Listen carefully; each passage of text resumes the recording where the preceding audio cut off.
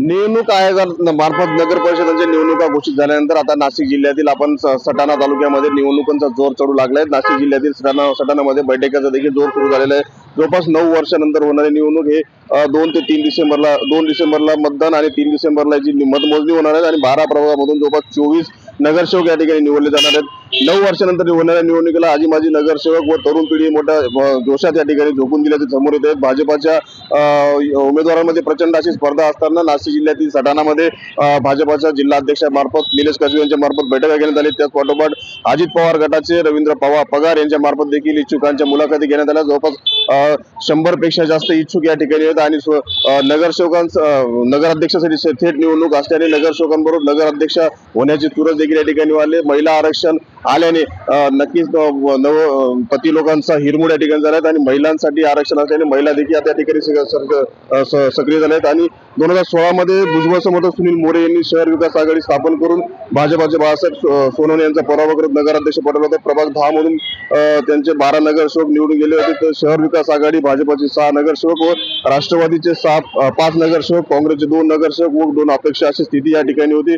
मोरे यांचे आमदार बोरसे यांचे मोरेनंतर आमदार बोरसे आणि खासदार सुभाष भामरे यांच्या मार्फत पुण्यात पाणी पुरवठा योजना असेल, स्कायवॉक असेल, नानानवी पार्क असेल, लिंक रोड असेल, यशवंतराव महाराज स्मारक असेल, मात्र अशा बहुतांश प्रकल्प अद्याप असे कामं सुरू केली। मात्र बहुतांश प्रकल्प अद्याप देखील अपूर्ण असल्याने सुनील मोरे यांच्या समर्थकांचा अपूर्ण आहेत। आणि त्याचबरोबर सुनील मोरे यांनी भाजपात प्रवेश केल्यानंतर अनेक त्यांच्याही राजकारणाला थोडा वळण या ठिकाणी लागलेत। नगराध्यक्षाच्या चाचपणीला देखील भाजप मार्फत मोठी रस्सीखेच सुरू आहे। जवळपास नगराध्यक्ष महिलांसाठी राखीव असल्याने अनुसूचित जाती जमातीच्या 3 आणि ओबीसीच्या 5 जागा निश्चित झाल्या असून 12 ठिकाणी महिला आरक्षण लागू करण्यात। विशेष म्हणजे नगराध्यक्ष हे ओबीसी राखीव असल्याने राजकीय समीकरण कोलमडले आहे। नगराध्यक्षांचा दावा करणारा नेता आता प्रभागातून नगरसेवक उमेदवारी देण्याच्या तयारीत असून नगराध्यक्ष पदासाठी गुरुलक्ष्मी या ठिकाणी राजकारणात या ठिकाणी नवा मतदारांचा कौल या ठिकाणी काय होते पाहणं महत्वाचं ठरणार आहे। जवळपास आपण बघू शकतो ज्या पद्धतीने नाशिक जिल्ह्यातील अनेक नगर परिषदांच्या निवडणुका या ठिकाणी होणार आहेत आणि सटाणा नगर परिषदेमध्ये देखील आपण बघू शकतो ज्या पद्धतीने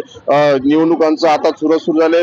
रात्रीच्या भेटीगाठी या ठिकाणी उमेदवारांनी सुरू केल्यात आणि ज्या पद्धतीने नाशिक जिल्ह्यातील सटाणा ही लोकसभेमध्ये नाशिक जिल्ह्यातील धुळे लोकसभा मतदारसंघात शोभा बच्चन यांनी बाजी मारल्यानंतर नक्कीच भाजपाच्या उमेदवारांमध्ये मोठी रस्सीखेच या ठिकाणी असणार आहे आणि लोकसभेमध्ये निवडून आलेल्या शोभा बच्चन यांची देखील या ठिकाणी धमक बघावं लागणार आहे। कारण लोकसभेमध्ये सर्वाधिक मतदान ह्या काँग्रेसचे उमेदवार असलेल्या शोभा बच्चन यांना पडलं होतं आणि विद्यमान आमदार जे आहेत दिलीप बोरसे यांचं देखील महत्व या ठिकाणी राजकारण आगनिक असल्याने येणाऱ्या काळामध्ये नगर परिषदेवरती कोणाचा झेंडा असेल हे पाहणं महत्वाचं ठरणार आहे। मनोहर शावळे, TNN मराठी, मालेगाव।